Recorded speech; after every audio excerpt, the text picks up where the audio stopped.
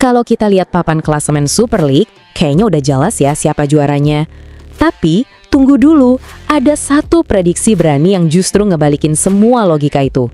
Emangnya poin di klasemen bisa dikalahin sama sesuatu yang nggak kelihatan? Yuk kita bongkar bareng-bareng.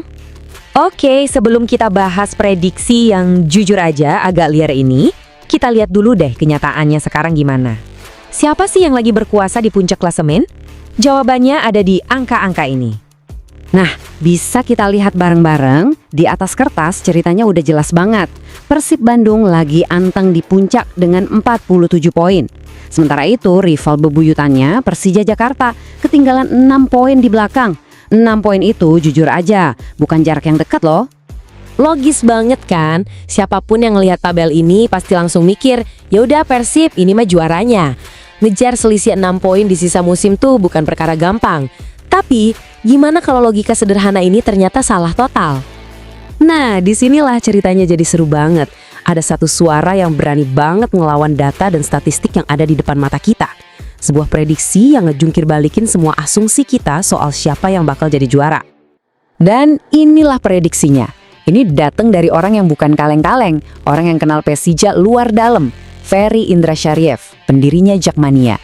Kata dia, Persija punya peluang 60% buat juara. Ngalahin Persib, gila kan? Angka yang berani banget ngelihat posisi mereka sekarang. Coba deh, rasain keyakinan di kalimat itu. Optimistis ya, 60%. Ini kedengerannya bukan cuma harapan kosong, tapi kayak sebuah keyakinan penuh. Pertanyaannya jadi, kok bisa dia seyakin itu? Padahal timnya lagi ketinggalan 6 poin. Apa sih yang dia lihat, yang nggak kita lihat? Oke, sekarang ayo kita bedah argumennya. Ternyata prediksi 60% ini bukan asal ngomong atau karena sentimen belaka. Ada analisis mendalam di baliknya tentang apa yang dia sebut sebagai keunggulan tersembunyi yang dimiliki Persija. Jadi, menurut Ferry, ada 4 pilar utama yang jadi kekuatan Persija. Pengalaman klub yang udah mendarah daging, ambisi buat juara yang katanya lagi menggebu-gebu, materi pemain yang kuat, dan pastinya dukungan supporter yang luar biasa. Yuk kita lihat satu-satu. Pertama, pengalaman. Ini bukan klub kemarin sore, ini klub yang punya sejarah panjang dalam perebutan gelar. Mentalnya udah kebentuk. Kedua, ambisi. Ada istilah haus gelar, dan katanya Persija lagi di fase itu. Dan yang terakhir, kombinasi maut antara pemain berkualitas sama dukungan supporter fanatik di stadion.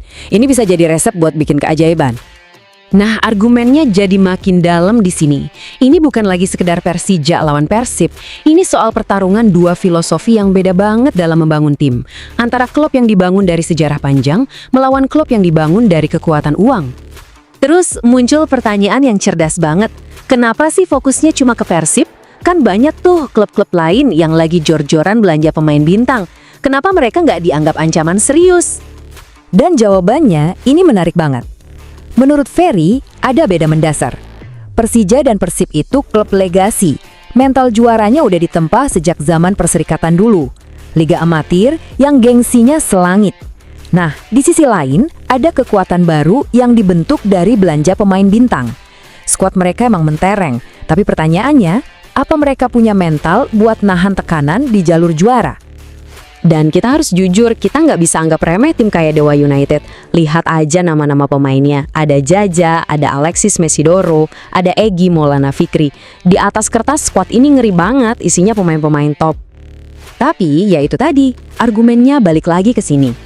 Dalam sebuah maraton panjang perebutan gelar yang tekanannya luar biasa, modal nama besar dan uang banyak aja tuh nggak cukup. Yang jadi pembeda itu pengalaman, mentalitas, dan DNA juara yang udah terbentuk puluhan tahun. Semua argumen ini pada akhirnya ngerucut ke satu konsep besar, yang mungkin jadi penentu segalanya. Sesuatu yang nggak bisa dibeli, nggak bisa direkrut instan, tapi harus dibangun bertahun-tahun. Ya, kita lagi ngomongin soal DNA sang juara. Jadi, apa sih sebenarnya DNA juara itu? Sederhananya, ini adalah kualitas tak kasat mata yang nggak akan muncul di statistik pertandingan. Ini soal mental. Soal gimana sebuah tim ngadepin tekanan, gimana mereka nggak mau nyerah pas lagi ketinggalan, dan soal sejarah kemenangan yang seolah mengalir di darah klub itu. Nah, sekarang pertanyaannya buat kita semua. Pada akhirnya, apa yang bakal nentuin gelar juara musim ini? Apakah angka-angka dingin di papan klasemen? Ataukah DNA juara yang panas dan membara dalam diri sebuah klub? performa sesaat, atau warisan yang abadi? Oke, jadi prediksinya udah dilempar ke publik. Argumennya juga udah kita dengerin bareng-bareng. Sekarang tinggal lapangan hijau yang bakal jadi hakimnya. Apakah sejarah dan DNA juara bisa membungkam logika matematika? Kita cuma bisa nunggu peluit akhir dibunyikan.